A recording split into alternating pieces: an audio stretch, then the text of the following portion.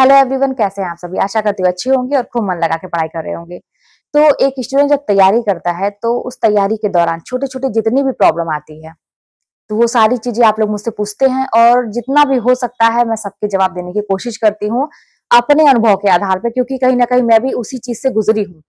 और अब मेरे ख्याल से तो सारे प्रश्नों के जवाब आपके मिल ही गए होंगे। तैयारी करते समय इससे ज्यादा दिक्कत नहीं आती है। अब जानबूझ के अगर आप प्रॉब्लम पे फोकस करेंगे तो आपको हर जगह प्रॉब्लम दिखाई देगी। ये 100% सही है, जान लीजिए। अगर आप उसी प्रॉब्लम में छोटी मोटी जो प्रॉब्लम है इसको इग्नोर करके आगे बढ़ेंगे तो फिर आपको लगेगा कि कोई प्रॉब्लम नहीं है, लेकिन हाँ बस आप समस्या खोजेंगे कि हाँ मेरे साथ ये दिक्कत है, ये दिक्कत है। तो ये जान लीजिए सारे बहाने होते हैं नहीं पढ़ने के, कहीं ना कहीं हमारी मूर्खता है ये। तो इसीलिए मेरे ख्याल से मैं बहुत सारी चीजें आप लोगों को बता चुकी हूँ कि कैसे क्या करना चाहिए, और आप लोगों के पास खुद ही मतलब आप लोग खुद इतने सक्षम है कि सब कुछ जानते हैं। अब मैं आज आप लोगों को एक चीज ऐसी बताने वाली हूँ जो हर एक स्टूडेंट को पढ़ते समय करना ही चाहिए, क्योंकि बस पढ़ाई एक सीधा साधा एक ऐसा नहीं है कि एक रेलवे ट्रैक और सीधी सीधी रेल की मतलब पटरी पे रेल ऐसे चलती जा रही है, ट्रेन ऐसे चलती जा रही है, ऐसा नहीं है। ये ऐसी रेल की पटरी है ना जहाँ पे बहुत उबड़ खाबड़ रास्ते हैं, बहुत घुमाव है, बहुत उतार चढ़ाव है, सब कुछ है, आपको सब कुछ देखना पड़ेगा। तब जाके कहीं ना कहीं तब जाके हम जो है अपने स्टेशन पे पहुंचेंगे जहां हमने सोचा है। तो आज मैं बात करने वाली हूँ ये कि अब देखिए साल का अंत चल रहा है, ठीक है, और ये समय चल रहा है नवंबर का।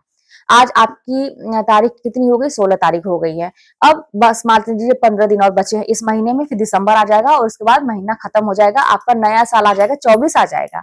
अब थोड़ा सा आप जो है ना ये जरा बैठिए कि जनवरी से लेके 2023 में आपने कुछ ऐसा कुछ नया किया, कुछ बड़ा काम किया। अरे ठीक है भाई, वैकेंसी नहीं आ रही है, एग्जाम नहीं हो रहे हैं, चलिए ठीक है, सब मानते हैं सारी गलतियां दूसरों की है, वो तो चलिए मान लेते हैं। लेकिन क्या आपने जो आपका सिलेबस था, जिसका टारगेट आपने बनाया है, क्या आपने अपनी तैयारी ऐसी पक्की मजबूत की कि आपको अपने ऊपर फक्र हो रहा है कि यार मैंने तो एक साल में ऐसी तैयारी की है, जी तोड़ मेहनत की है कि अगले साल जैसे ही वैकेंसी आएगी बस मुझे रिवीजन ही करना रहेगा और मैं बैठूंगा एग्जाम फटाक से निकाल लूंगा और हो सकता है कि मैं नंबर 1 पे रैंक पे आऊं।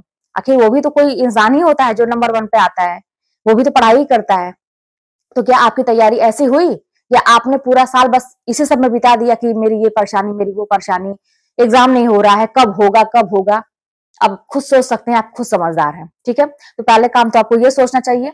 और अब से भी अब आपको क्या करना चाहिए, जब इस पॉइंट पे आप खड़े हैं कि साल का अंत चल रहा है और आगे नया साल आने वाला है, तो अब से भी आप टारगेट बनाइए कि मुझे 2024 में नौकरी चाहिए ही चाहिए। अब आप बहुत ज्यादा मतलब कहते हैं ना कि भविष्य की चिंता मत करिए कि वैकेंसी आएगी कि नहीं, ये वो कुछ नहीं। आप अपना टारगेट बनाइए, अपने मन में सोचिए।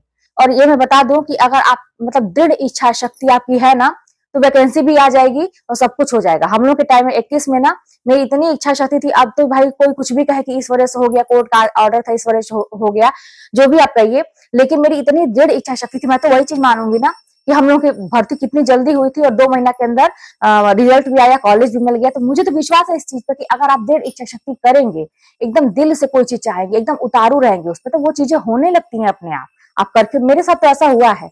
और उसके साथ साथ सच्ची ईमानदारी से आप अपनी तैयारी सच्ची ईमानदारी से करिए। अच्छा, मैं आपको एक उदाहरण बताती हूँ। देखिए हम लोग को सब कुछ पता रहता है और हम लोग करते भी हैं, लेकिन वहां करते हैं ना जहाँ पे हमें कोई फायदा नहीं होता है। अभी मैं देख रही हूँ ना कि बहुत मैच सभी लोग देख रहे हैं, क्रिकेट वगैरह देख रहे हैं, कितना इंटरेस्ट से देख रहे हैं ना, सारे काम हम छोड़ के देख रहे हैं। मुझे अच्छा लगता है कि भाई अपने देश की बात है, करना चाहिए, देखना भी चाहिए, लेकिन इतना क्या इंटरेस्ट के साथ क्या कभी आप लोगों ने पढ़ाई की जो आपको जिंदगी बना देगी? वहां पे जो खिलाड़ी खेल रहा है ना वो अपना काम कर रहा है, और विराट कोहली की बात क्या करे, धोनी की बात क्या करे, जितने भी प्लेयर्स हैं उसकी कोई ना कोई एक संघर्ष की कहानी होगी तब वो वहां पे पहुंचा है। और क्या हम लोग कर रहे हैं? तालियां बजा रहे हैं बैठ के दूर से।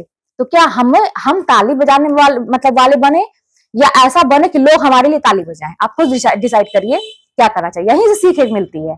तो चलिए ठीक है, ये तो थोड़ी सी मतलब होना भी चाहिए कि देखने वाले भी होने चाहिए। कुछ लोग ऐसा कहते हैं ना कि अरे सभी लोग करेंगे तो देखने वाला कौन होगा, दर्शक कौन बनेगा? तो ठीक है, आप डिसाइड करिए आपको क्या करना है।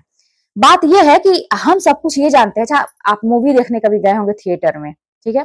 अब वहां पे आप टिकट खरीदते हैं, इतनी महंगे महंगे टिकट खरीदते हैं, और ये मूवी जो है ना हम घर पे भी देख सकते हैं, है ना। इधर मतलब मान लीजिए थोड़ा वेट भी कर सकते हैं कि टीवी पे भी आ सकती है कि, लेकिन उसमें बीच में तो ऐड आते हैं, जो टीवी पे मूवी आती है उसमें बीच में जो ऐड आते हैं तो हमें डिस्टर्ब होता है कि मतलब कंटिन्यू चल नहीं रहा है, बीच में जैसे कुछ अच्छा सीन आने लगता है ऐड आ जाता है, 1-2 मिनट का, 4 मिनट का।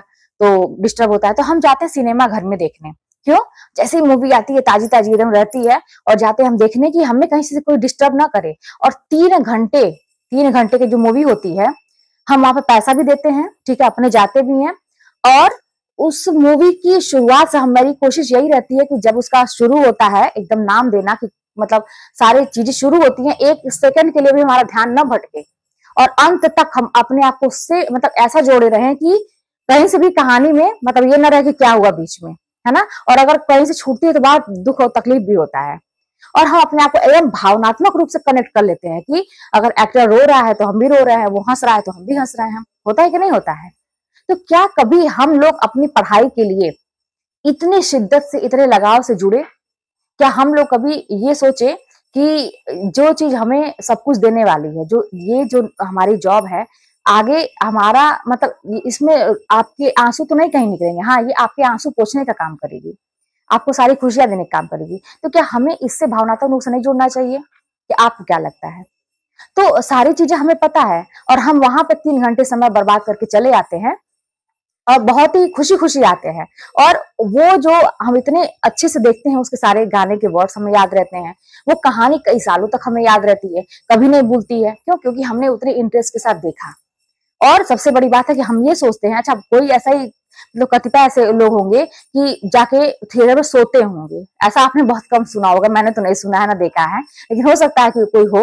तो ऐसा क्यों क्यों नहीं सोते हैं लोग? ध्यान से क्यों? तो क्योंकि यहाँ पे हमने पैसा पे दिया है, पैसा दिया है। तो क्या यहाँ पे आपने कोचिंग नहीं लिया है? क्या यहाँ पे आपने बुक नहीं खरीदी है? क्या यहाँ पे अपना एफर्ट आप नहीं लगा रहे हैं, अपना समय नहीं दे रहे हैं, त्याग नहीं कर रहे हैं? आपका जीवन उथल पुथल मचा है, ना आप अच्छे से अपना परिवार को एंजॉय कर पा रहे हैं, ना बाहर घूम पा रहे हैं, ना पढ़ाई अच्छे से कर पा रहे हैं, मतलब डिस्टर्ब है लाइफ।